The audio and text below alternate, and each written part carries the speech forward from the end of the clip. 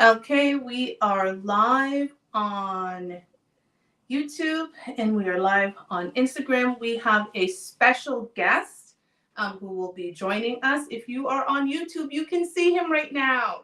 And if you are on Instagram, you can't see him yet, but he will be on soon. Let me go and add him. Give me 1 second. We're going to make this work because I suck at this. And so hopefully that worked and we will get it together. Tonight is going to be an interesting topic, and I hope you guys find it very interesting because I think we will enjoy it. Okay, which one are you going to join on? Hold on. Let me go here and there. Okay, go live. This is what tells you I don't do this stuff by myself. I need help. One of these days, I'm going to get somebody who's going to come and help me. Hey, I was just saying, I need help. I need to delegate some of this work to somebody else because Lord have his mercy, I'd be doing too much. How are you? Wonderful. So I think my audio is coming through IG. Mine's just too. Okay, is that how we want to do it? Yeah. Okay. Because I muted us on YouTube. Perfect. So if you guys don't know, we are actually simulcasting. We are on YouTube and we're on Instagram at the same time. So everyone can catch this episode. Thank you for joining me as my first special guest in a very, actually you're my first guest since you know the demise. Don't say demise. I'm calling it the demise. Don't do that. I know, it's funny. I feel like it's better than breakup. I don't know. Breakup just seems so like it's the demise of the relationship. But since my other half and I are no longer together, you're my first guest. So thank you for joining me. I think we're going to have an interesting topic that you actually suggested. And it was funny because I was thinking about this week talking about my divorce. And kind of how my divorce and going through my first marriage kind of shaped me. And as I look forward after now breaking up an engagement, like kind of what's next for me. So when you actually proposed this topic, I was like, I love this. Let's talk about marriage instead of divorce. It's a much happier topic, we hope. So we're talking about, can we make marriage great again? So I'm going to pose the question over to you. Can we make marriage great again? Yes, anything's possible. So yes, we can make it great again, but it's a big but, right? It's going to take a village. It's going to take both people to have the common ground that you want to make this thing called marriage work, right? Let me back up for a second. Define to me what you think a great marriage is. In my own personal opinion, in my own words, what I think or define what a marriage is, and I'm not going to go out into the biblical, right? Mm-hmm. I'm going to go on between man and woman, right? Okay. First thing I was going to say, for the listeners, we need each other. That's correct. Number one. So regardless how the conversation may go, the basis of what I'm going to talk about today is that we need each other. Tambourine hands. Okay? We'll start there. So when it comes to man and woman, we need each other.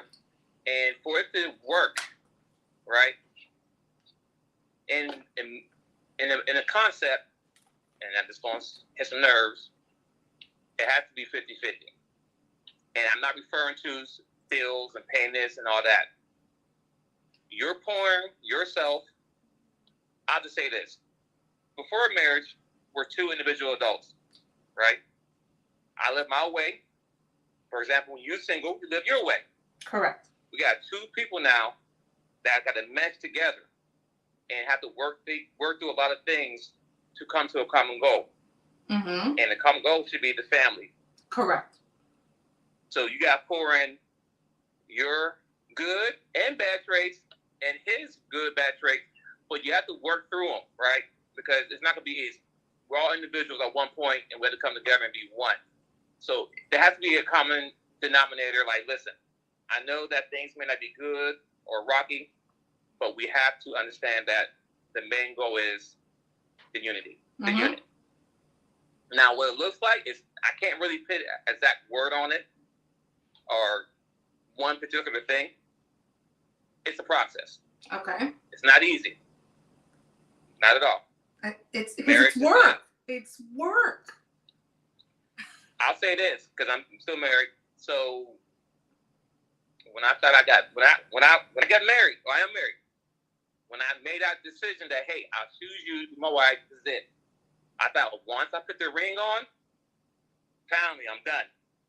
It's easy. That check mark done. Cool. I'm married now. What's next? No. You put that ring on, we're just now getting started. That's when the journey begins. And I think that's an interesting perspective. I'm going to give you my perspective. My perspective is very similar to yours, but I'm gonna use different numbers.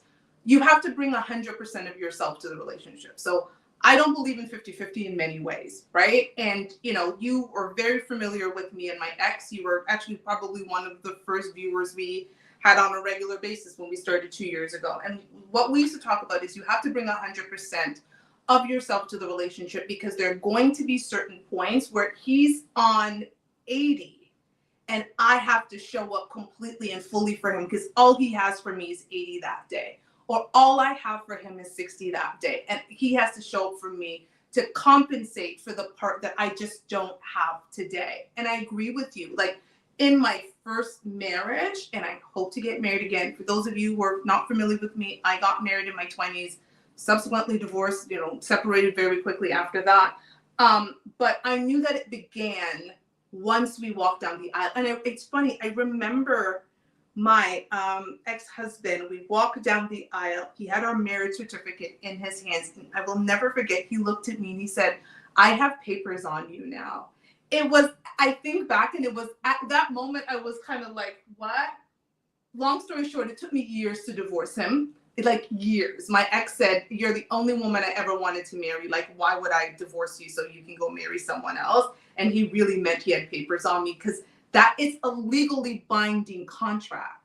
So for people to go into marriage willy-nilly, not thinking that this legally binding, like, it binds you. When something binds you, it means that you are together. Right? It's a bonding, it's binding. And it's it's easy, guys, just so you know, it's very easy to get into marriage. It's hella hard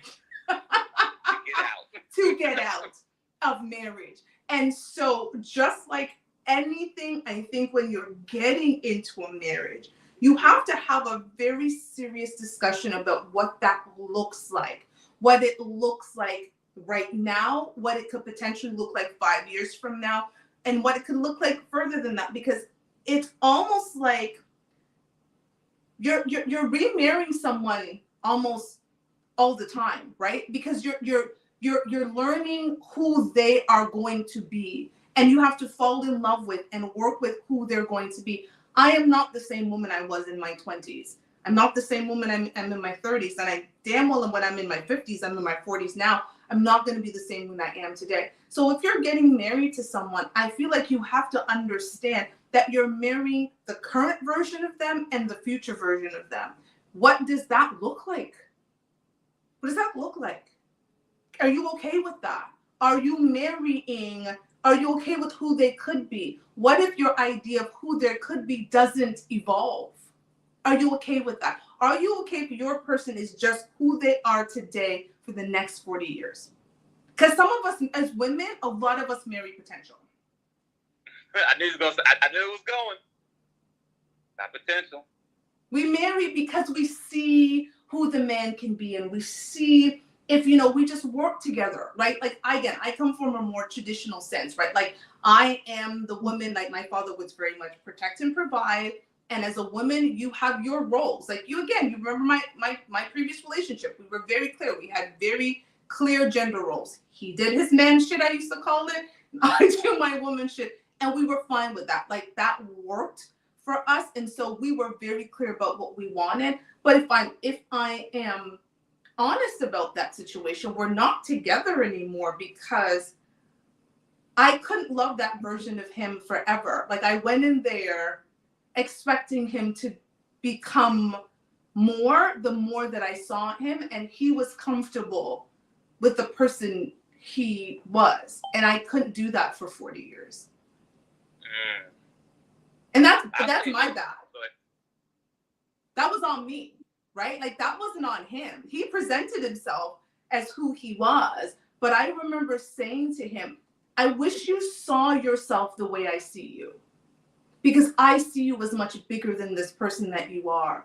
And I was there to help him and guide him to be this person that I saw him as. I saw him as this amazing man. And he was comfortable with just who he was. And so I was thinking about the potential, and he was like, this is what you get. I want to speak on that for a moment, right? When you saw your husband, you married him for who he was at the moment, but also potential that you saw in him. Yes. Right? So that's from a woman's point of view, as you said. So I'm going to speak from my point of view, right? When I married my wife, I married for, I'll say a little bit potential. And my potential is based on how she took care of me. Meaning that how she cooked for me, catered me, X, Y, Z. I look at those things and say, okay, those are the things that I want from a wife. And then, of course, if I have kids, I know she's going to still demonstrate those things through the kids. Mm-hmm. So that's why I say a little bit of potential, because that's all I saw as. I didn't see her as, oh, she made this amount of money, she potentially make this amount of money, or she has this business and this. I didn't know. I didn't think of that. I saw where she's at right now at that moment, fell in love with her, and that's it. I didn't care if she, like you said before, if she maintained the same person she was from 2008 until now, I'm okay with it. Because that's what I married her on. Not based on what she could do, based on what she did do. She demonstrated the trait of the woman that I want as a wife, and someone to provide for me and also my kids, which I have kids now, and she does. I own that. Like, I appreciate, because I think, I have been married once and engaged twice. And that's a good thing, though. Addition to my marriage, so I've been engaged technically 3 times, married 1 time, and I think if I had all of them lined up here, they would all say what you said. I asked her to marry me because of the way she takes care of me. And you, again, remember my ex used to sit and tell everybody, like, this woman does everything for me. Like, the only thing he had to do was breathe on his own. Everything else, I lotioned his skin, I clipped his toenail, I learned to cut that man's hair so if he didn't go to the barber, I could put his thing on and give him a lineup. Like, I did everything for him. And that's why he wanted to marry me. Wasn't for potential, but I think it's so opposite for women. We see the yeah, you're great right now, but it's the what we want you to be. And we have to sometimes be realistic. Like, that may not be what he wants for himself. So are we having those realistic conversations and saying, if he were to be this guy right now, like Kevin Samuels used to talk about it. Rest in peace, Uncle Kevin. Kevin Samuels used to talk about it all the time, right? Where women would come on, he would say, would you get with a guy who made $45,000 a year? And most of the women would say yes, if he wanted to make more, right? Like, he needed to be ambitious and driven, and together we could combine. And Kevin used to say, no. If he was happy making $45,000 a year for the next 40 years, and most of us, if we're honest with ourselves, are going to say no. We don't want that. We want a man who's going to be driven and ambitious and climb the corporate ladder or build their own business. I don't care if you're a tradesperson. I want you to have a business. Like, we've already planned this life that we see, and we're not being realistic with, can you love that person in their current state forever without the evolution? And I want to say this, ladies and gentlemen listening, right? The topic is, can we make marriage great again? So first, we got to understand where we're coming from, right? So we're explaining my perspective, you're explaining your perspective, right? So these are things that we learn as far as going through our relationship and marriage, right? And once again, our end goal is that we still need each other. Amen. And we want to make marriage work. Amen. We want to make it great. Amen. But we do have to talk about how we got to the decisions and how things goes going forward. So, I know we're doing like a little background, but these is very key topics or key things we're saying right now. Like, you need to really take notes of what we're saying. And kind of piggyback a little what you said. Or I say this. This is why you might hear the saying from multiple guys online or just in person, whatever. We can see a girl at a Walmart. Correct. And based where she's at, not what she's doing, but what she's doing, how she look, and then how she treat us, that's what we're okay with that. Whereas women, it's like, okay, he does this now, but he makes $45,000. Okay, that's cool right now, but he got to make more. Now, with that being said, if that's the route you want to go with, right? He makes this amount of money, and you want to make more. Is that conversation being had? It has to be. Is that something that we're assuming he's going to do, or are we talking about it?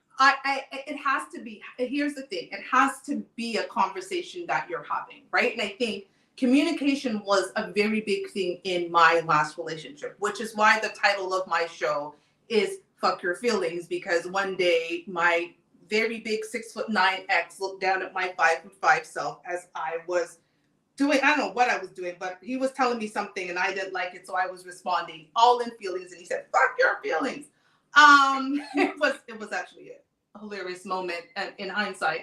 But it was like communication became something that we drilled down on about everything. And it didn't matter if it was going to hurt the other person's feelings. We needed to be able to have a conversation. And so we used to call them fuck your feelings conversation. I knew that if he said we're having a fuck your feelings conversation, I needed to sit down and listen. Not listen to respond, listen to understand.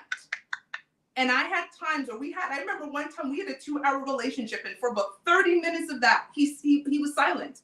And so I said nothing because it was not my place. He had to figure out what he needed to say to me, articulate it. And then when it was done, then we had a chance to discuss it. I didn't get to invalidate his feelings or his thoughts because somehow what he said hurt my feelings. So that's really the definition of fuck your feelings. And so communication became really key for us. And when we got together, one of the things that was on the agenda was, I see where you are right now. Where do you want to go and where do you want to be? I won't lie, I changed his plan a little. I did. I came in a little bit. I massaged a bit of the plan, but in massaging the plan, I helped him to actualize some dreams that he had in a shorter period of time. Let's just say that. But it was based on conversations that we sat down, because we had a relationship contract. And we were always talking about, okay, if circumstances change, we now have to have a different conversation, right? Like, because again, when we base this on 6 months ago, but we're not where we were 6 months ago. So let's sit back at the table and reevaluate where we are now and make different decisions based on that. Because it was, again, it's a job.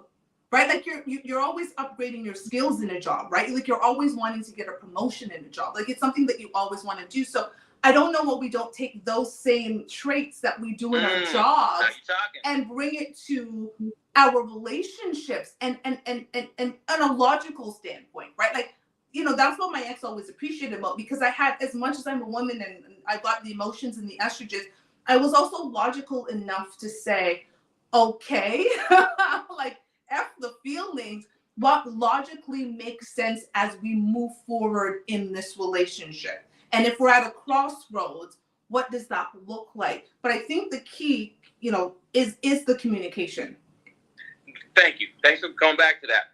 Now, ladies and gentlemen, I want to let you know, this conversation we had is not scripted. At all. We didn't go back behind the scenes and at all. Talk about X, Y, Z.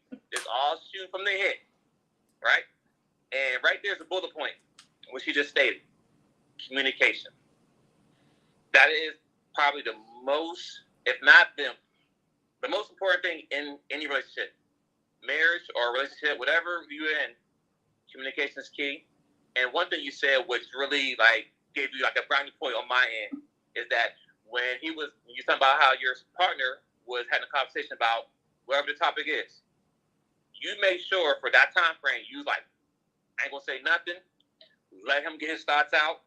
Because sometimes with men, we may not be able to articulate our things right away, especially if we're heating the moment, our minds running fast, and we trying to get that out. We're not saying it right, but here's that moment in time and grace period. Let us get this out, and then we can talk about it. But like you said, if we're having a conversation and I'm trying to get the point out, but then you jump it in saying, well, you do this, nothing will get settled or resolved. But communication is very key. I mean, if we have bullet points, that's bullet point number 1, communication. I love that. But I'm going to ask you as a man, because I know it was something that was important to me. Communication is one thing, but do you find that there are women who will say, I want you to express yourself, but they don't create the safe space for you to do so? Oh, yes, definitely. Honestly, sometimes it can be a setup. Why do you say that? Because, yes, and it sucks sometimes as men, right? We want to be vulnerable with our woman. Yes. We really do. Like, whatever. But here comes the problem. And most men can attest to this. And once again, ladies and gentlemen, Twins Inc., I never speak into all. So if I'm talking, it's most. It's never all. So don't like, oh, you said all women. No, I don't. Most. But not all. So I'm just saying this. What I'm saying is that we want to be vulnerable with you guys. We want to tell you everything under the sun, whatever. But sometimes when we become vulnerable with you guys, not guys, but with you ladies, sometimes it can be used against us as a weapon. Ooh, that's what my ex used to say. My ex used to say that. Yeah. Go ahead. Yeah, no, he used to say that was his experience in previous relationships, because my ex, we had both been married to other people prior to, being together. So we had that. And that was one of the things for him, that he had to be comfortable in a space with me to even get to be vulnerable, because his vulnerability was used and weaponized. That's what he used to say. Yeah. He said my vulnerability was weaponized, and then these women would throw it back at me, and it starts making you not want to be vulnerable or to really trust that you can do that. So I guess the question then is, how does a woman create a safe space for you to be vulnerable if you've experienced being vulnerable and having it weaponized? I don't have the answer. I don't know what it looks like. Oof. Let me tell you what I used to do. This is something other than the fact that I listened. I remember there was a point where I looked at my ex and we were just having a conversation. I remember just looking at him and I was like, how can I love you better? I know I'm loving you. You know I love you. But am I loving you in a way that you can receive? Because there's a difference between how I'm loving you and how you receive love. And I remember him just sitting back and being like, fuck. Yes. I've never in 40-something years ever been asked this question in my life. And he was like, I actually don't even know. Like, give me a bit, because I actually need to now ponder this, because you've taken this to a next level. Because for me, it was important that I was creating a space and an environment that love could flourish, right? Because again, right, like people talk about, I got out of a relationship because it was toxic. And it always annoys me, because I'm like, if you actually know the definition of toxicity, nothing actually grows in a toxic environment, right? Like a wasteland. It's impossible to have had love and had toxicity, because it wouldn't have grown. But I was about flourishing. I was about creating a really good soil for it to grow, because we were talking about forever. Like, we were supposed to have a forever. And if we're going to have forever, we need to be able to build something in really amazing soil. So before we start going down this line and I'm just loving you and I end up saying, but I gave you my all. But I didn't give you my all. I gave you the version that I thought that you wanted, but it wasn't the all that you wanted from me. Would that help if women turned to their men and said, how can I love you better? Oh, yes. When you said that, I felt that. I was like, ooh, that's deep. Like, I just sat back too. Like, first I'd have been like, what's going on? First I was like, hold up, what's going on? Like, I started thinking, like, like somebody's posting something, what the hell I do, right? Number one. But after I got past that part, I would have been like the guy you just said, Apostle Man, like, okay, I never had this question before. So how can you love me better, right? What that does to me, it lets me know, like, okay, this woman here really cares about me and my thought process on how I would like to be loved, right? I'm not just accepting what she gives me. She wanted more insight. And then what that does right there, it gives me the safe place to say certain topics or talk about something like, okay, that means I can talk to you right now without you being in defense mode. Because you presented the question saying, how can you love me better? And I'm like, shoot, I mean, we're talking about this. I have a list. Not a list, but I can give you some things. No. How would you love better? I think all men, I can say all men want to say certain things to a woman, but they don't know how to do it, in a sense. Like, that one question right there you presented, if women were to take that one sentence right there and ask their husband or boyfriend, whatever, in a isn't it just random or just y'all both in a good place, you will get so much out of them. But still, at the same time, ladies, please, whatever the man pours out to you, please do not use as a weapon later on in the future. Because what it does, once that door is closed, it will never be open again. Listen, I had a woman do something that happened back in 2006. And nothing crazy, but I closed the door. And ever since then, I never visited that thing over again. Like, I'll give you a better example so it makes more sense. So I went all out for this lady for Valentine's Day. Did a big XYZ, whatever. Beautiful day, candles, the surprise, everything. I want to say either the day after, got a little argument, whatever. I had the banner up. The person ripped down the banner, right? Because I can't remember what the argument was. That's how it doesn't matter. But what I do remember is how that made me feel. Because I put effort behind that. Ever since then, that person I was talking to that time frame, I didn't do nothing since ever again on Valentine's Day. Period. Never went back all over again. Because that one situation that happened. So that's what I'm saying. When as a weapon, you do something, and I can't go back to that no more. It's over. I can't do it. I can't. Not that I can forgive you, but that vulnerability I have ain't there no more. And I can respect, I completely respect that, because I think you put thought and effort, and your thought and effort were disregarded in a moment of volatility, right? Like, whatever the argument was about. And that was, I think, coming back to, I think this might be the number 2 point. We talked about communication in the beginning. Let's talk about number 2, respect, right? Like, the respect we had in my previous relationship, we had a no disrespect rule. We never defined what disrespect was, but disrespect.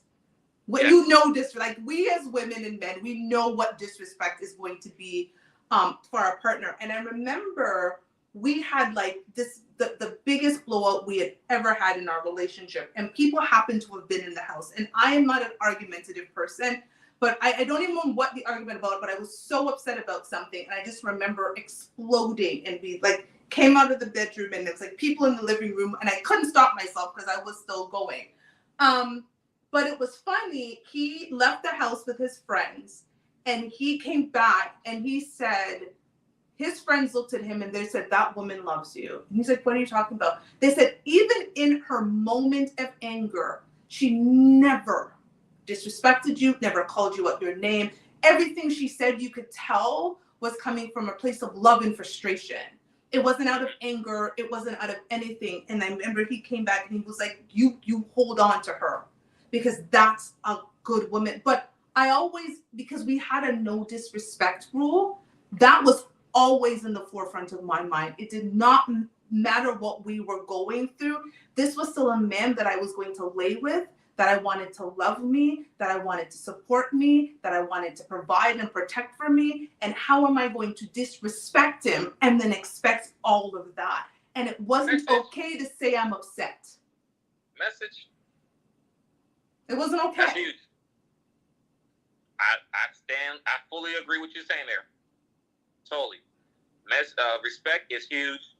And then also, like you said, in front of friends and family, that's huge. And it's funny, I end up apologizing to everybody. Like, they came back and I was like, I sincerely apologize. And they were just like, you actually didn't do anything. We get it. Like, when they understood what the argument was about, they're like, no, he was completely in the wrong. But I was like, no, I was wrong, because the moment I came out, like, I should have just cut it and like walked away, because that's not even like who I am. That's not who I am as a person.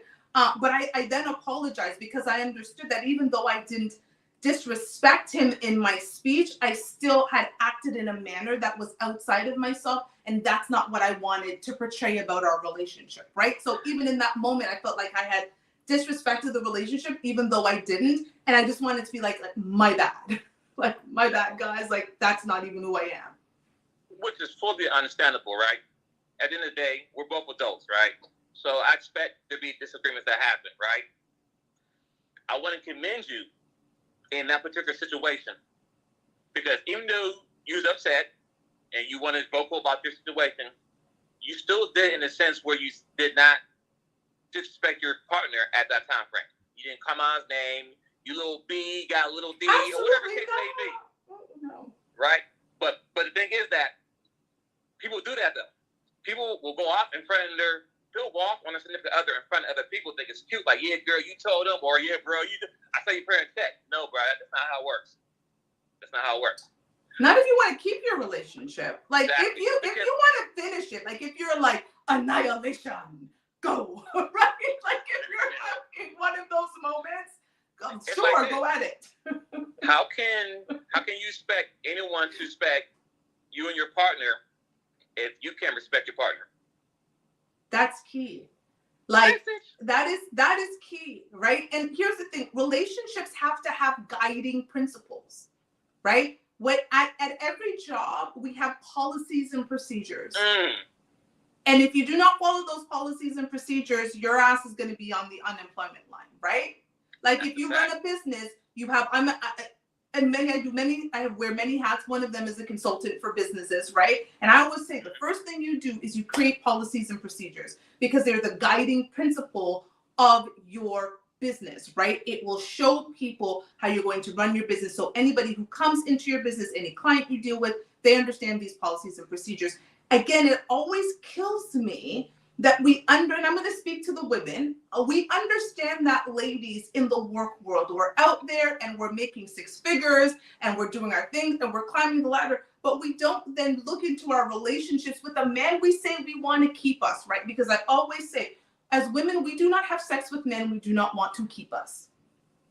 Facts. Message. So we then give ourselves to people, but we don't understand that we need to have guiding principles in relationships. You have to, if you don't have something to guide you, how do you go forward?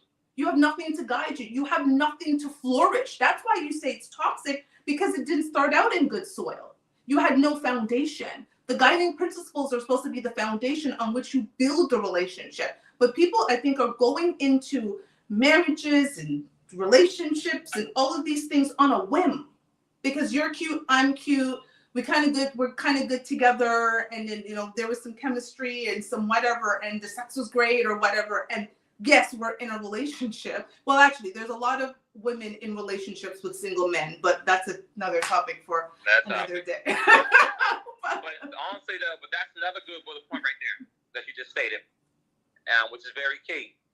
And once again, with the topic, we're still talking about it. Can we make marriage great again? Well, as you just stated about the whole work thing, we all can go to work, both sides, follow policies. But when we come home to our significant others, for some reason we can't do that. And then we'll say, well, they pay me. Okay, that's true. But let's be clear. Is this Fortune 500 company going to take care of you? No. When the house burned down? No. Is this Fortune 500 company going to take care of you when somebody's knocking on your door or trying to break in your house? No.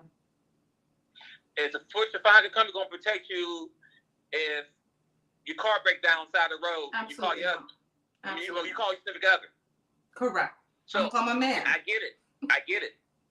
the companies pay you, but your significant other, man or woman, right?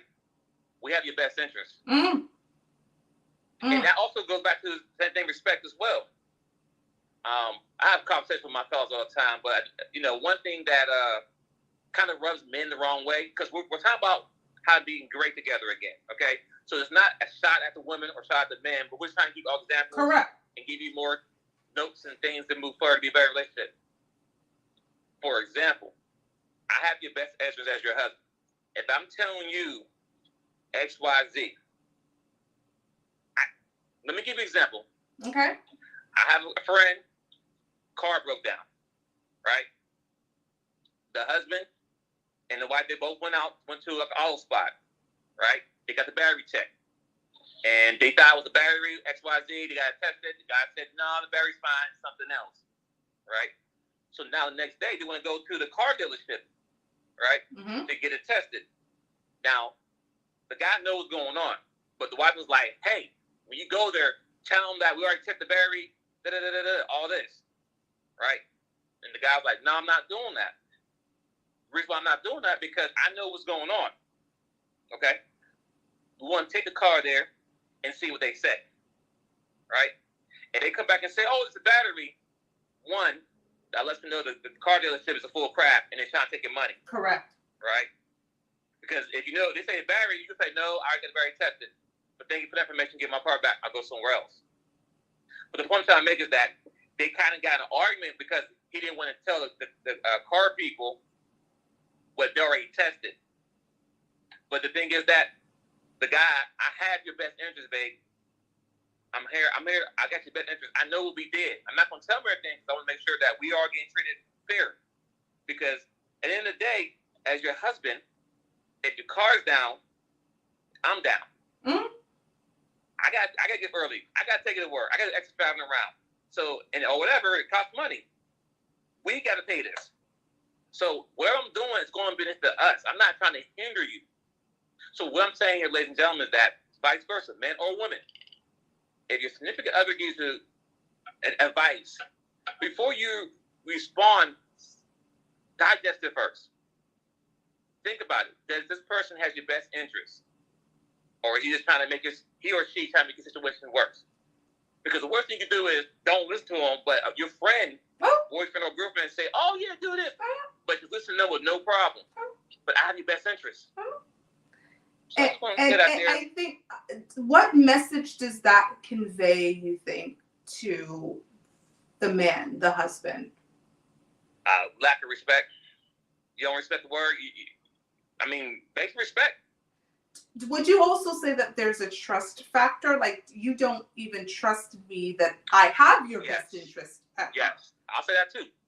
And trust. So, going back to my previous relationship, we had a rule. Another guiding principle, because again, we had a relationship contract, and this was our rule, and it was with everything. Okay, if I wanted to go left and he wanted to go right, and we were at a crossroads, we were going to go right. Okay, that's just how it was. We were going to go right, and this was the reasoning, because if we went left, the direction I wanted to go, and shit effed up, I was going to turn around to him and said, babe, what the heck? Whatever, right? I was going to be upset. If we went right and shit fucked up, I was still going to be mad. But he's like, I would rather shit F up, we going in the direction I was going, than going in the direction that I knew I didn't want to go to and things messed up anyway. So someone at some point has to be the CEO. Someone has to make the decision. Thank you. I'm glad you said that. Another bullet point. Listen, ladies and gentlemen, when it comes to a relationship, there has to be a head. I'm sorry. Yes, we're both humans. We both can work. We both do X, Y, Z. But just like business and everything else, there's always a boss, CEO, and everybody underneath it. The president. There's only one president. Correct. The president and vice president. So with that being said, when it comes to relationship, there has to be a point to, okay, all right, I'm going to follow this person's lead. Regardless if it's wrong or right, I'm going to stick with this person or whatever. But the problem is, you can't have two heads in a relationship. You don't have two co-CEOs. I've never been in an organization where there's a co-CEO. It's never happened. And if they did that, that company failed, right? Like they failed before they even got onto the ground, right? And I think the reality is, as women, we have to be honest with ourselves. If we do not trust that our man can be a decisive leader, do not get in a relationship with that man, and definitely do not marry him, right? Like I got divorced not because I didn't think that my man was a leader, it's because he was a cheater. That's another story for another day. But like when it came to like, I was also, I had an amazing father, rest in peace, daddy, and he was the protector and the provider, and he was very clear about, again, I'm Jamaican by birth, once, number one. I'm Jamaican by birth, and so we are raised and kind of groomed in certain ways, especially those of us who were born in Jamaica and got to see kind of that, we generally grow up in generational homes, right? And you get to see the grandparents and sometimes the parents and uncles and the dynamics of and how that is. And I was very clear about what I was supposed to do as a little girl, and what my cousins did as boys, and we played together, but it was clear that there were certain things that they were doing and there were certain things that I was doing, and I brought that up through my life, right? And so getting into a relationship, I have no problems relinquishing that because that's what I'm accustomed to. And the reality is, I don't want the responsibility to make the decision, if I'm completely honest with you. That's where I am in my life. For me, it's like I already have to make decisions in my corporate life. When I come home, I don't even want to think. Like I literally, there's a like a meme thing going around on Instagram of women walking around and they're like, like this is me with my husband, like no thought. Like the husband is checking exits and doing all of the surveillance. She's like, walking my way downtown. Like, right? Like just like no thought. I don't want to be in this tug of war. I want to know that when it comes down to certain aspects, he's got it.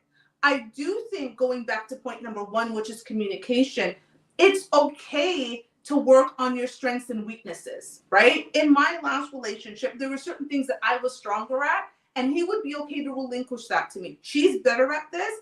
She's going to keep us on track. She's going to keep us focused. She's a planner. She can do X, Y, Z. I don't care to do that. So that's where she is. If it comes down where I still needed to make a decision because I didn't know where to go, I would bring it to him. This is where I'm at. This is what I'm contemplating. I would love to get your thoughts on it. I would get his thoughts, and it was usually the direction I would go in, but it was still in my purview to handle, but I would still go and say to him, hey, this is where we're at. What do you think we should do? And he would make the decision, and that was okay with me. I think the issue becomes if you actually don't trust or respect your partner's ability to make decisions. And that's an issue. Oof. You shouldn't be married. You shouldn't be married. Yeah, you should not be married if you have that dilemma right there. You should not, but the reality is, make a decision. How you get married?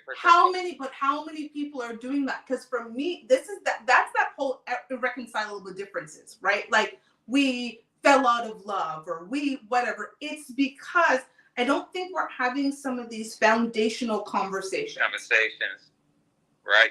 Right. People are just falling into things. You're not really. I want to really, because I also want to understand how you think.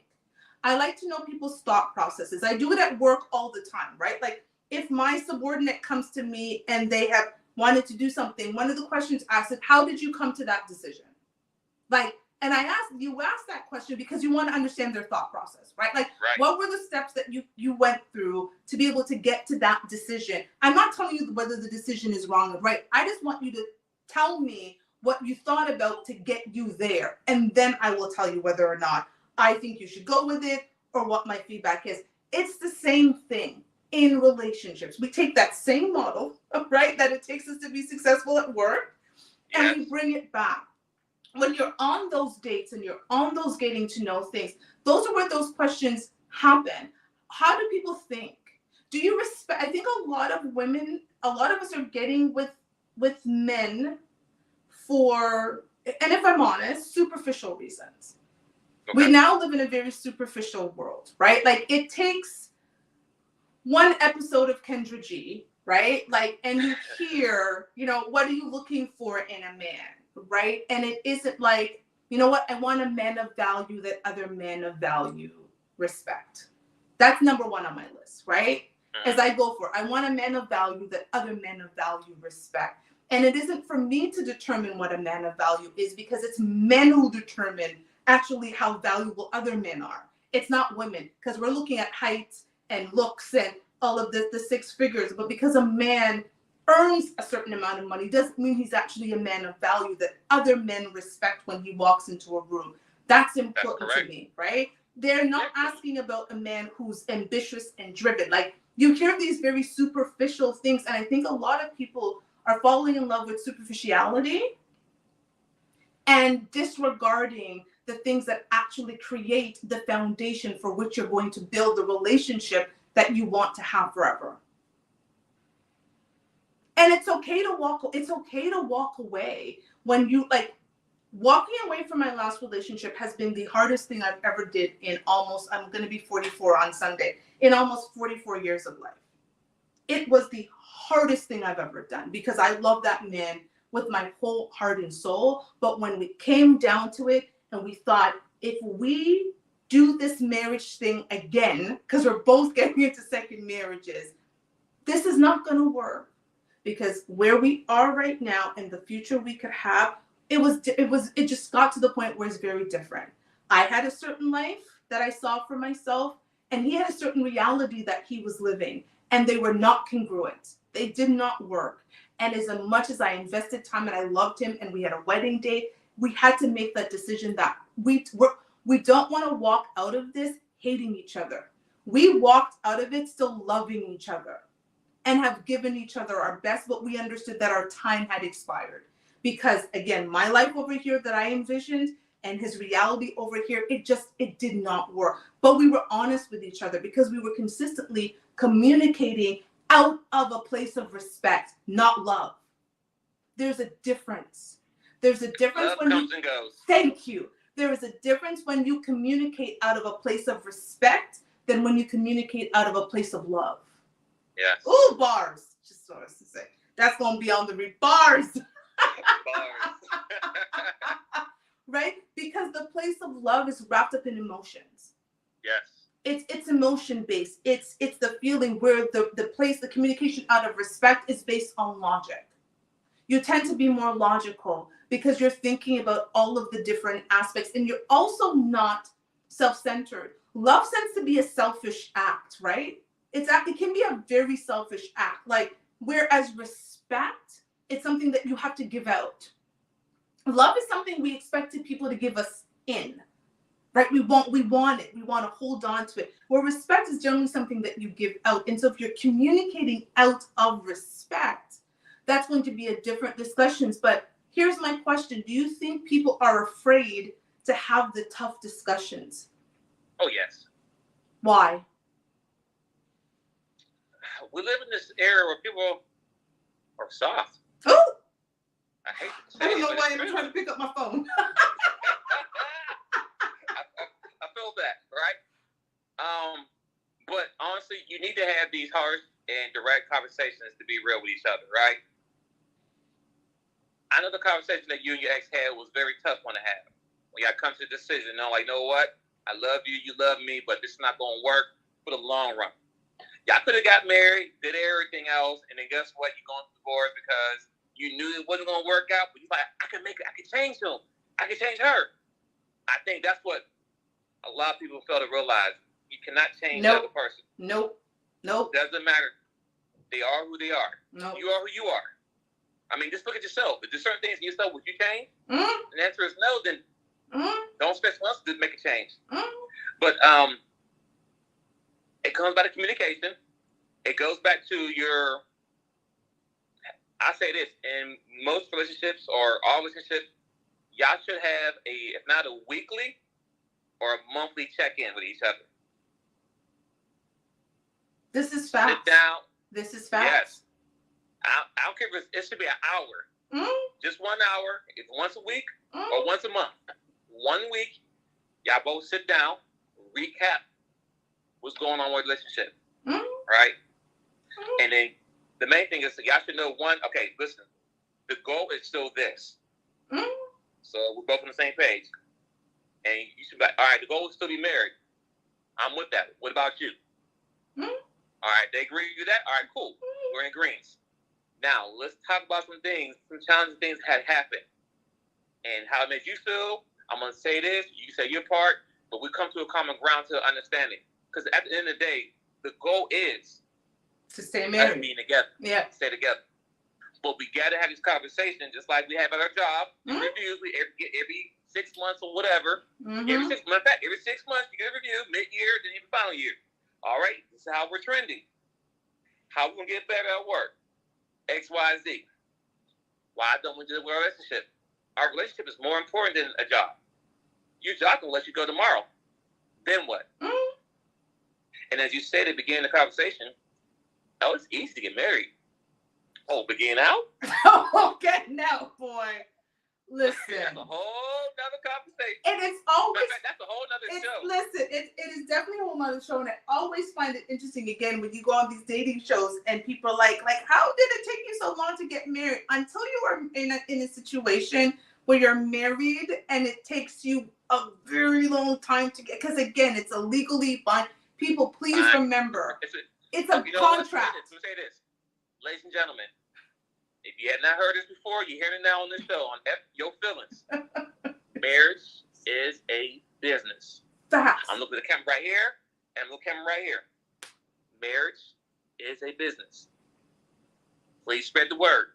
Please tell whoever you need to tell, because it is. And when the business dissolves, if you ever run a business, you just can't say I'll quit. I'll quit. No, you got to go through all these legal. Thank you. This, that, all this. Listen.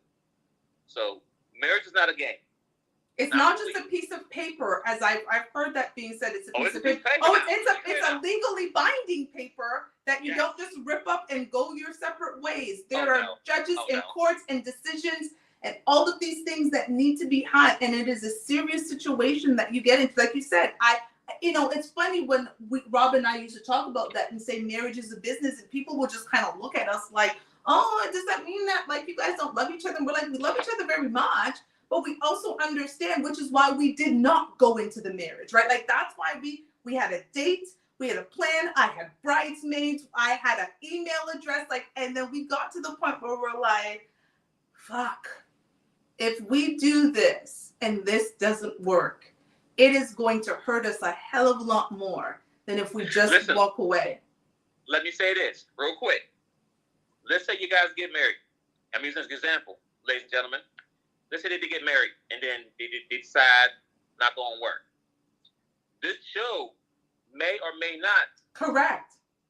Will still be going because it's 50-50. We own both, and we both own it. And honestly, and if the person, when you separate, if the person doesn't agree to have the business, and they want to do the business, there's no more show. Yeah, you dissolve the business. You have to dissolve it. That's what the lawyers would tell you. Dissolve the business and deal with the assets, but you cannot. I would have to have started a completely different show with a whole different concept because of the fact that we started this and got married. And listen, these are things that we even talked about, even with just the relationship of the fact that I was going to continue the show and what was going to happen and all of those things. And again, we weren't even legally married, but we had lived together for over 2 years. We created these things together. And he was always like, it's your brainchild, so it's yours. But it would have been completely different if we got married. We understood that. We understood that the love was just not enough. We were thinking about, we had to intertwine our lives and what does that look like? And I think marriage can be great again if we start realizing the job that it is. It isn't something that you go into with just love, amor. It's love. I love you. I love them. It is a job. It is work. Like you say, you have to show up. You have to do a weekly meeting. You have to do check-ins. Like Rob and I used to joke about, like every day we were choosing each other again. Every day we were recommitting. Every morning we woke up, it's like looking at each other and be like, yeah, we're doing this again today. And there was no guarantee. right? There is no Right. guarantee. But you have to be having those conversations, because again, the one thing that is going to happen in life is that we're going to change and we're going to evolve.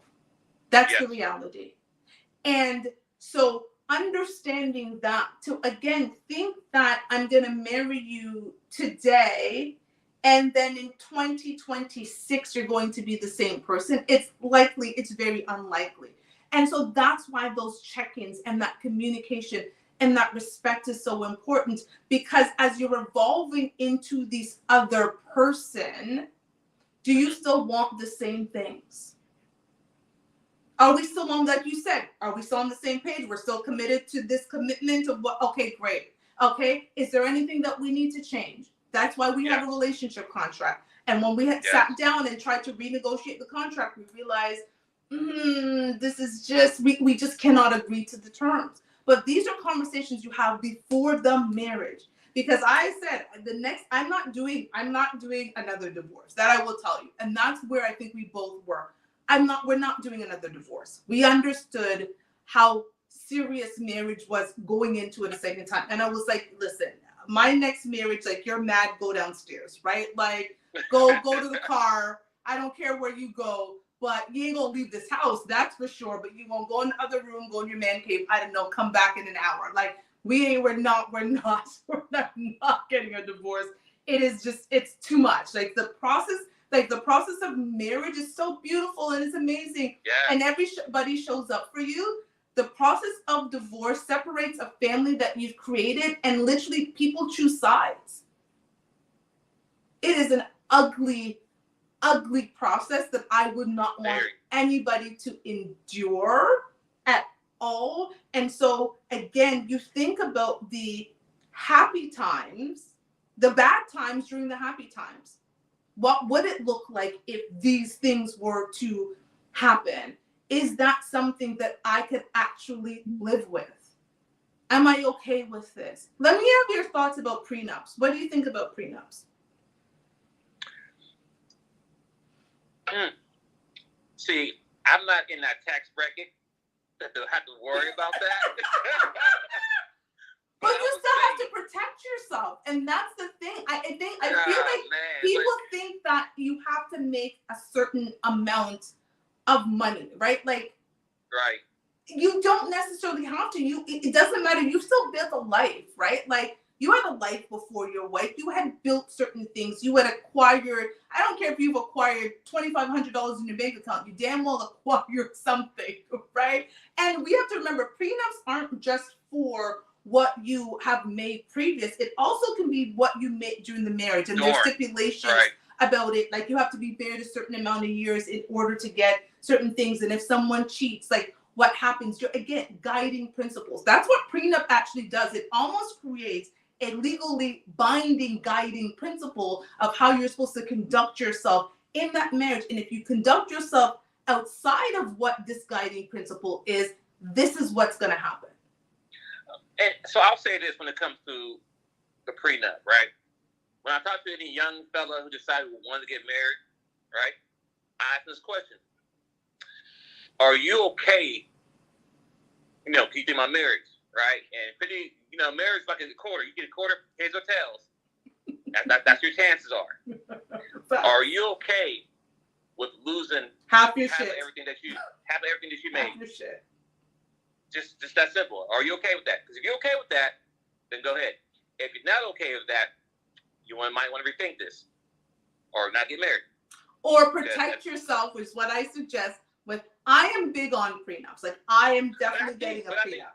But I think, I'm not sure. I never researched on that. But I think, let's say you do get a prenup, right? But I think over maybe 10 plus years, it don't matter anymore. No, it can. It will matter. Again, it's all about the stipulations that you put in the prenup. Like, a lot of people have it where they will put in the prenup after 10 years, this is now null and void, right? Like, they actually put that in the prenup because, again, we know marriages generally fail within the first 5 years and blah, blah, blah, blah, blah, all of these different things that happen. So some people will make it null and void, but for some people, the prenup happens. And again, you get certain things, right? Like, if it is that after 10 years, we're still married, then you would get X, right? Like 25,000 more, whatever, depending on the tax bracket of the person. But a prenup is a lifetime. And you can also have a postnup. Yeah. I will say this. For both sides, men or women, before you meet your significant other, if you have a very successful business prior to you finding a wife or a husband, I'm talking about you making 6 figures plus, do a prenup. Because that's probably the worst feeling ever in the world, that you worked hard to create a business, a successful business. You meet somebody, maybe because they see how successful you are, and then within a couple of years, they take half of it. And nothing, that's what that's the system says, right? So in that sense, I would say yeah to that. I mean, but if you can't relationship, y'all both barely making it together, no. But even in that situation, if you get to the point where you do make it together, you can still do a postnup. Like, and here's the thing, prenups and postnups are not about love. And I think I hear this all the time, where there's mostly, and again, I speak to women, you will speak to men, speak to women. A lot of women get upset when they hear the idea of a prenup or a postnup. It must mean that he doesn't love me because he's already planning the demise of the relationship. You should plan, like I said, the bad times during the good times. We do not know what is going to happen. I cannot predict the future. I couldn't have predicted to you a year and a half ago that I would have been sitting on this couch alone without Rob. There was no way I could have told you that was going to happen. Zero. I would have told you, if I was betting on it, I was absolutely, we're going to be together forever. Forever. That's what we were going to be together forever. But we're not. Right? And imagine planning this life and this amazing thing and creating all that stuff and said, no, based on that, we're going to be this feeling, we're going to be together forever. And then we had to now separate and divide. And there was all of this anger and all of these things that were involved that had nothing to do with the relationship. It was all feelings. That issue will get you effed up all the time, and you become bitter and angry. If you have this guiding principle, this piece of paper, you literally go to court, they look at it, unless you got an asshole of a lawyer who tells you, no, you got to fight everything. But generally, if you go to court and they say, based on this paper, this, and you go your separate way. A prenuptial divorce is the easiest divorce to get done. This, and you're done. You're out. You're out, because you can't get a prenup or a postnup without independent legal counsel. Like, if we're married, it isn't your lawyer that's coming to me and advising me. I have to get my own lawyer because I have independent legal counsel, and I go into it with understanding what it is that I'm getting. And I think if we did operate more as a business in marriage, we could make marriage great again. We have to, it's this love, it's this, but I love him, and why are you getting married? Because I love them. What else? Maybe, based on the topic, if that was something that's standard with all marriages, then it shouldn't be a problem. Ooh, but it's not going to be. Just like now, not changing the subject, just want to throw it out there. For all babies are born, they are automatic getting DNA tests. They should. It should be mandatory. In the military, it is. So my ex-husband was in the military, and this is why I know this. My ex-husband was in the Air Force, and he had a baby out of wedlock. And in order for that baby to have ever been accepted by the military, he needed to do a DNA test. What the funny part was my daughter, who was his stepdaughter, she automatically got benefits. But a child that was born outside of the marriage, that child had to be proven to be his because of the fact that there were so many things, so many military benefits that you get. So for the military, it is mandatory to do a DNA test before they will give you a lick of child support. Oh, wow. Didn't know that. A lick. She would have gotten nothing. And when the mother proved that it was his, then she could go and get child support with him as long as he was in the military. She could get all of the benefits, all of his benefits that child was entitled to. Every child born out of a marriage in the military has to be DNA tested. Even though stepchildren will automatically get, because you're now choosing your family, right? Like, they know you consciously are marrying a woman whose child you know isn't yours. But if a woman says that a child is yours and it turns out not to be, the military would have invested potentially thousands into a child that wasn't yours. So they have to DNA test them. Wow. So any military person knows this. Like, again, I've lived it. He had to do it a couple of times. But we digress, right? And again, it's not, to me, it's not an offense thing. Like, if it's just a security thing, right? Like, Yeah. it is a security to ensure that I am investing into something that is born of me. And I think it's a problem now, even with marriage now. People are just like so sensitive. The world is sensitive. We live in a everybody's triggered. Everybody, that's a different topic, but everybody's triggered. Everybody's got anxiety. Right. Everybody's got something. And marriage is not for the faint of heart. Like, I know that they painted in this Disneyland narrative of what it is, but it is hard work. And sometimes you don't like your partner. You love them, but you don't like them. But hold on, wait. Just like your job, you wake up some days you don't feel like going to work. I don't like the job, but it pays me. Doesn't matter how much money they pay. You like, I don't want to go to work. I don't like trying to do this work. This person, but you still go. Here's the question, and this is one thing I would want people to ask as we wind down. One of the questions I would want people to ask as they look at their potential partner, if they are not currently married, is, can I do forever with this person? Can I do forever with you? And I ask this because recently I've been seeing videos of women who are taking out vows, literally at the altar, removing vows. And the vows that these women have been removing are for richer or poorer, and in sickness and in health. Those are the they're fine with everything else. And the audience thinks it's funny and they're laughing and it's ha ha ha. And I remember seeing a couple of them and my blood was boiling.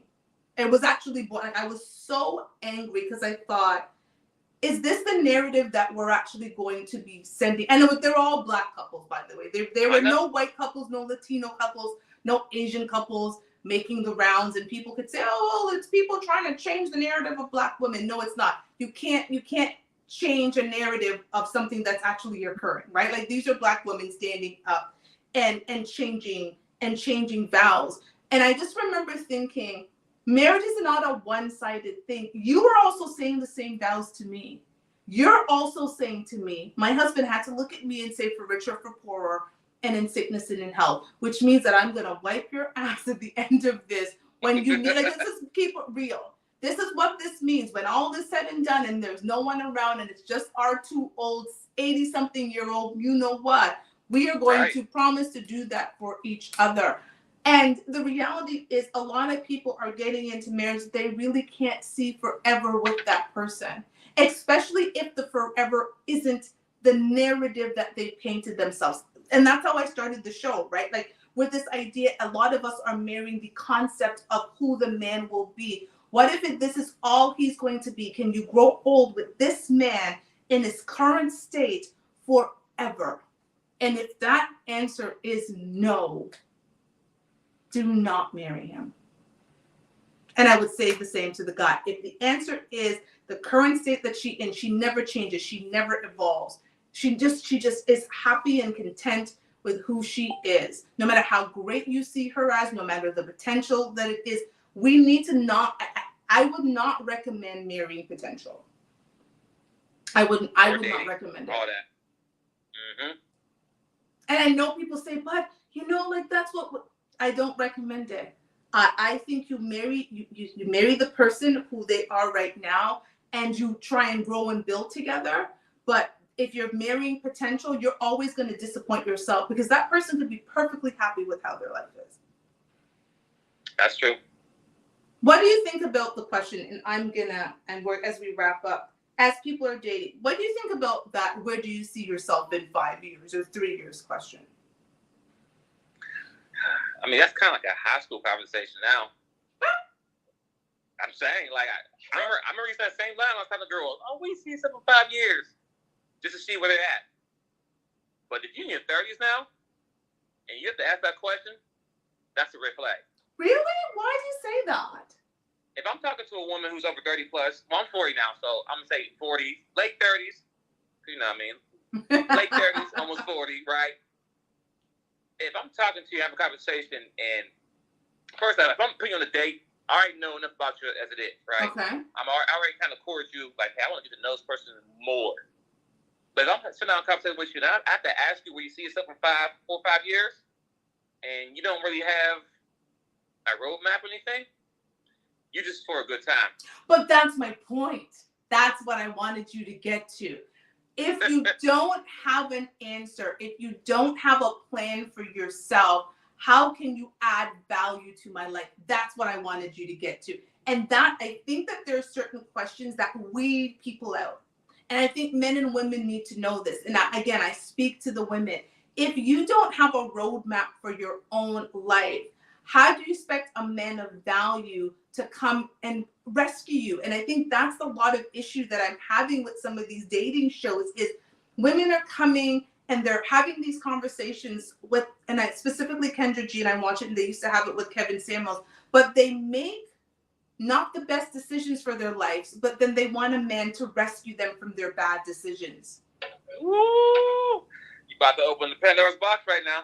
That's a whole nother conversation. But it's the facts. But my point with that question is it allows you to think, see how people think and what they see for themselves, right? You can't want better for me than I want for myself. And if you do, that's a problem. So if you sit down with this young lady and she looks at you with a blank stare like, I have never thought about where I want my life to be, and I'm a 35-year-old woman, and I only have so much time left on this earth. I've never thought about this question. Then you start going, okay, disqualified, right? Like if you're dating with intention, disqualified because this is not a woman, or for the women, this is not a man who's going to add value. You should marry someone that you know is going to add value to your life. Because why would you marry someone that detracts from your life? You learn that through communication, our point number one, right? You learn having those flows, having those conversations, asking those tough questions, not just looking at, I don't want a man to just look at ooh and on me, right? Because they're going to go in different directions at some point in my life, okay? So preferably down. Right, exactly. Right. They're not gonna do this anymore for a long time. Those are the types of things, because when you go on a job interview, what are they doing? They're assessing your ability and skills to do the job, and not just do the job, do it effectively. So why are we not on dates during the courting process, during the dating process, determining whether this person has the skill sets in order to bring value to this life and relationship that I want? Well, I think the main problem is that people are not on a date anymore. I think that's the main problem. People going out for a good time. And sometimes good times are leading to other things. Now we have the kids. Now we're trying to make something work. But I mean, I probably heard it before. You know, it's hard. You know, dating with a purpose, right? I'm trying to be nice. Go ahead. I'm trying to be nice. Just, you gotta listen. I have a show called "Fuck Your Feelings." I know. Listen, fellas. I'll say this: if you're dating a young lady that may have a kid, whatever, X, Y, Z, and she's expecting you to jump through a million hoops or make this amount of money, all this, all that, ladies, pay attention. Did you require this from the person that you gave the ultimate gift to? Yeah, it's the highest honor you can give someone as a baby. If you didn't require that from the first person, you cannot require the next man to jump through hoops. Now, granted, you're allowed to have your preference. Yes, we all have preference. But fellas, you have preference too. Pay attention, because we're the one to choose. If she did not require that from the first person, you should not do it. I'm gonna land my plan there. Listen. Women say they want to hear what men have to say.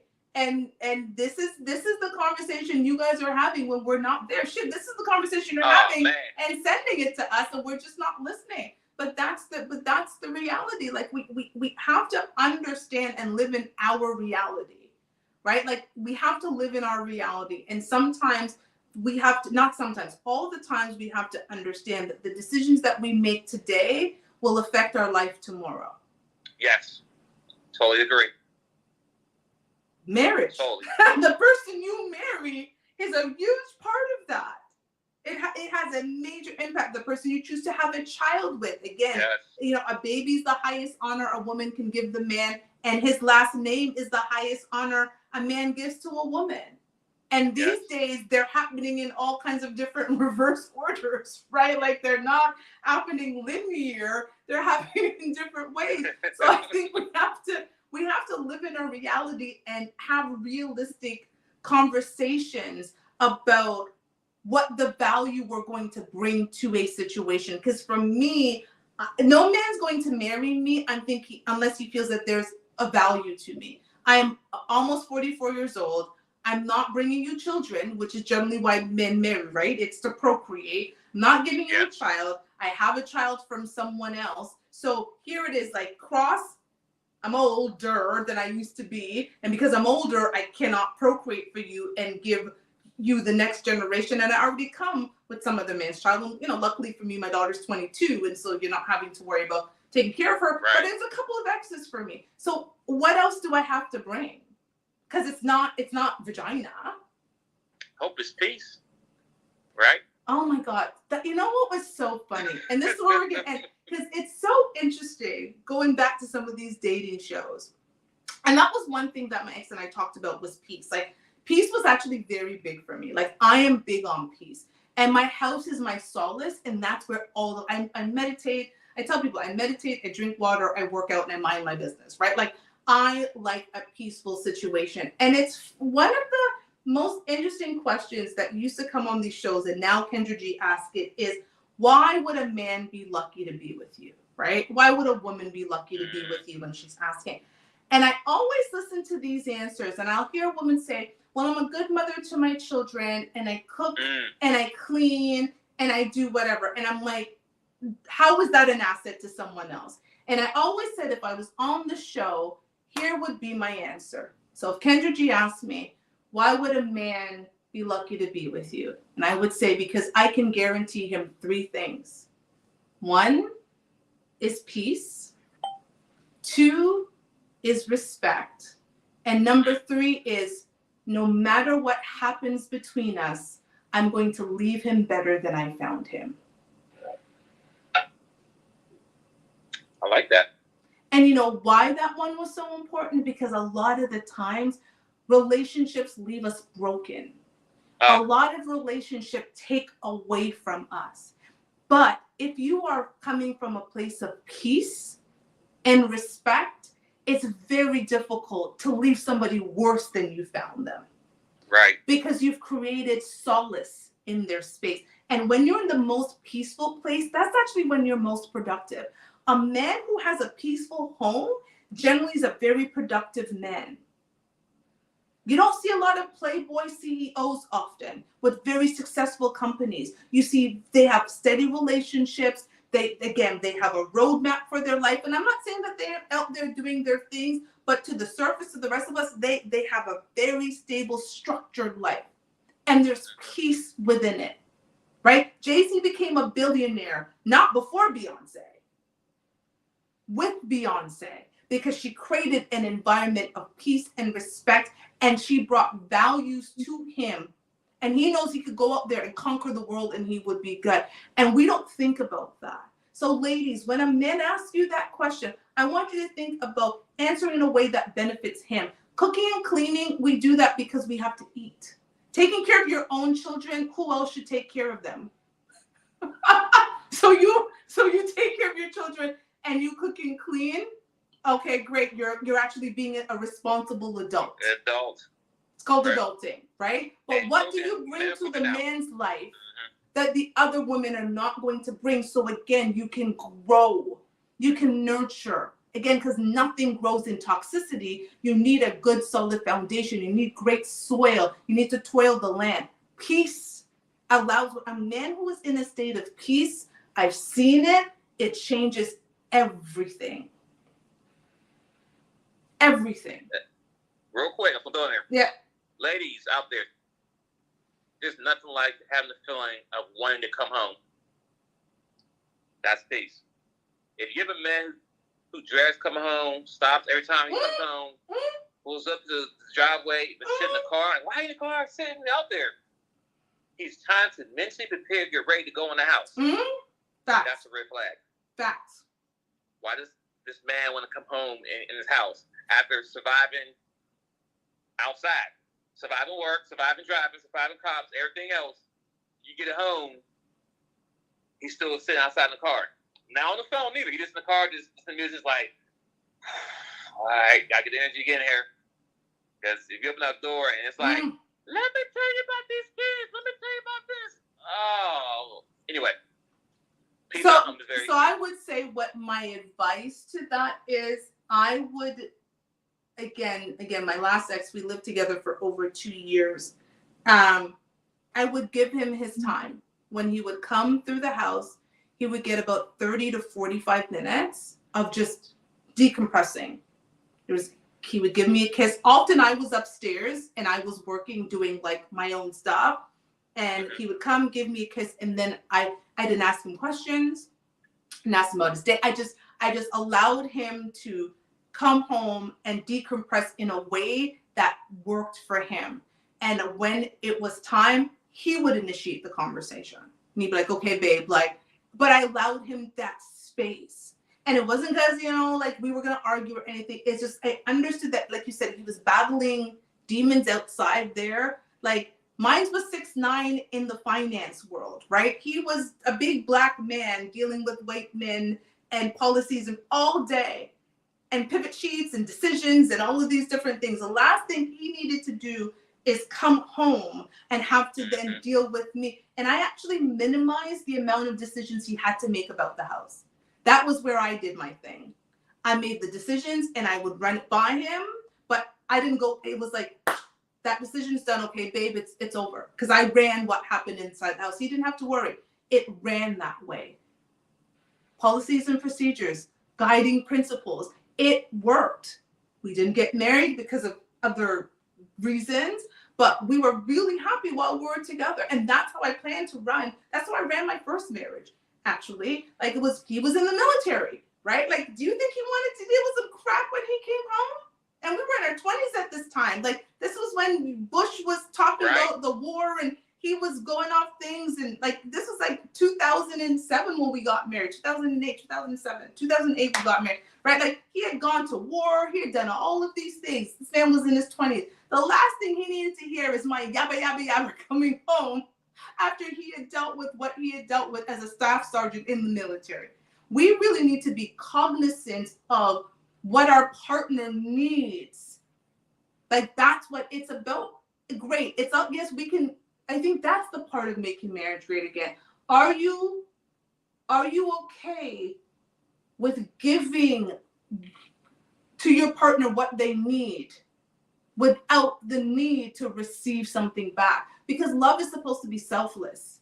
It isn't supposed to be tit for tat. It isn't supposed, you do this, I do this, you do this, you do that. Because sometimes you're going to give and give and give, and sometimes you're not going to receive in the manner that you deem appropriate. But they're giving you the best that they can give you. Is their best on their worst day good enough for you? Ooh, another bars. Is their best on their worst day going to be good enough for you? Questions. Let's talk about making marriage great again. I appreciate you. Thank you. We spent a lot of time together. I was not sorry for those we didn't get to on YouTube. Thank you for the people engaging on YouTube. It was fabulous. I didn't get to read some of the comments. Thank you to those on Instagram. What we're trying to say is we believe we can make marriage great again, because that is the only way. I talk about, I created this show to change the conversation around Black relationships. If we don't have community, if we don't have family, we don't have anything. And we need each other. We're not trying to fight back and forth. You saw Twins and I weren't being like, oh, you, and it was you, and it was you. No, we were cooperative. Right? Like, we had a discussion, and even if we had different points, we wanted to see each other's point of view. We need each other, Black men and Black women. We need each other to go through everything that we need to go through, and we can make marriage great again. And I look forward to getting into my next marriage and making it amazing, and having my husband tell you how amazing I am and how I make his life easy. Mm-hmm. So thank you. I appreciate you. I look forward to us doing this again. Good night to YouTube, and good night to Instagram. We will see you. Well, I will see you next week for sure. Bye, everybody. And we're out. Bye, YouTube. Later. And bye.